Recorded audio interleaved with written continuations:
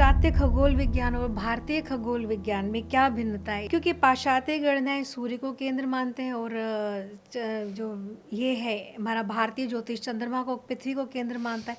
ये अभी थोड़ा सा क्लियर नहीं हुआ। आपका जो कहने का मतलब पाश्चात्य ज्योतिष और भारतीय ज्योतिष, क्योंकि यहाँ तक खगोल शास्त्र की बात है, खगोल शास्त्र तो एक ही है। जो एस्ट्रोनॉमी है वो पाश्चात्य नहीं हो सकती, ना वो इंडियन हो सकती, वो यूनिवर्सल हो सकती है। जी। सूर्य तो यूनिवर्सल है ना, सबके लिए है ना।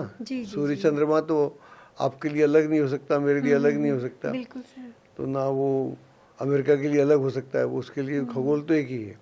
जिस तरह से आकाश है वैसे ही रहेगा। वो जो गणनाओं का जो पूरा वो है, क्योंकि हमारे यहाँ भी ये आपने सूर्य सिद्धांत की बात की, तो जो गणनाओं का हमारा आधार है वो सूर्य है। जी। गणना हम जब करते हैं मनवंतरों की या युगों की गणना करते हैं तो उसका आधार तो हमारा सूर्य ही रहेगा, लेकिन जो उसका इम्पैक्ट है उसका इम्पैक्ट हमें चंद्रमा से मालूम पड़ता है। जैसा अभी मैंने बोला कि लॉकडाउन के दिनों में चंद्रमा का जो टेम्परेचर घट गया, जब टेम्परेचर घटेगा तो शांति वाला वातावरण था, तो यहाँ की रातें बड़ी शांत हो गई थी, रातें जल्दी शुरू भी हो जाती थी, लोग जल्दी सो भी जाते थे, तो उनकी ज़िंदगी में बदलाव आना शुरू हो गया था। क्योंकि आज जितनी ब्लू लाइट है, ये यहाँ ब्लू लाइट है, आपके घर में ब्लू लाइट है, वो जो ब्लू लाइट है वो आपके मस्तिष्क के लिए ठीक नहीं है। इसलिए आज का आदमी इतना स्ट्रेस और स्ट्रेन में है।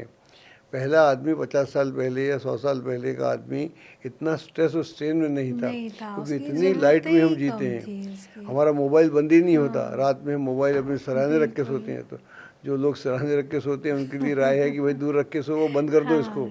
बंद कर दोगे तो कम से कम आधा आपका नुकसान होना बंद हो जाएगा।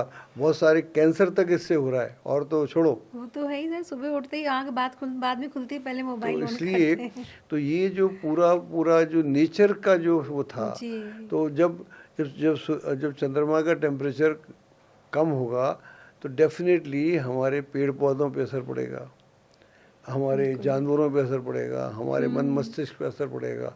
तो ये सारा जो असर है, ये जो विज्ञान कर रहा है, ये अब कर रहा है, बड़ी अच्छी बात है। ये सारा ज्योतिष के अंतर्गत आता था। तो खगोल शास्त्र के बिना आप ज्योतिष नहीं कर सकते, और ज्योतिष ही खगोल शास्त्र को जिंदा रखे हुए था। आज से 400 साल पहले का विज्ञान है, उससे पहले खगोल की बात कौन कर रहा था? ज्योतिष कर रहा था, और तो कोई विषय नहीं कर रहा था। इतिहास नहीं कर रहा था, हिस्ट्री नहीं कर रही थी, इकोनॉमिक्स नहीं कर रही थी, सोशियोलॉजी नहीं कर रही थी, और जो भी साइकोलॉजी थी वो नहीं कर रहा था, धर्म भी नहीं कर रहा था, ज्योतिष बात कर रहा था।